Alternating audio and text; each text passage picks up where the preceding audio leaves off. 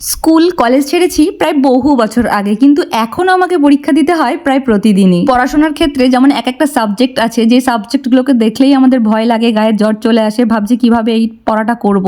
ঠিক সেরকম এই কেক বানানোর ক্ষেত্রেও এমন এক একটা ডিজাইন আছে যেটা দেখলেই কিন্তু আমার ভয় লাগে, আর সেটা হচ্ছে ড্রয়িং। আমি বারবার বলি যে আমার ড্রয়িং স্কিল তো একদম ভালো না, তো কেকের উপর যখনই কিছু আঁকতে হয় আমার ভীষণ ভয় লাগে, কারণ এটা আমার দ্বারাই হবে না।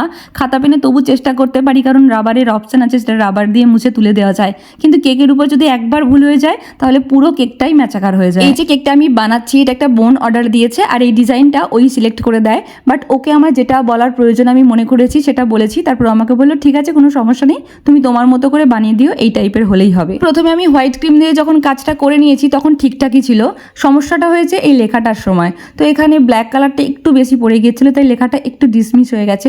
ওই যে একটা কথা আছে না, ভয় করলে বেশি ভয় চেপে ধরে, হ্যাঁ সেটাই হয়েছে আর কি। তো যাই হোক, এই কেকটার সাথে বোনটা আরো দুটো মিনি জার কেক নিয়েছিল, আর এই যে প্রতিদিন পরীক্ষাগুলো আমি দিই, আমার ক্লায়েন্টদের রিভিউগুলোই হচ্ছে আমার কাছে রেজাল্ট। তো আজকে কেকের ডিজাইনটা কেমন লাগলো অবশ্যই জানাবেন। আজকের মতো টাটা, দেখা হচ্ছে নেক্সট ভিডিওতে।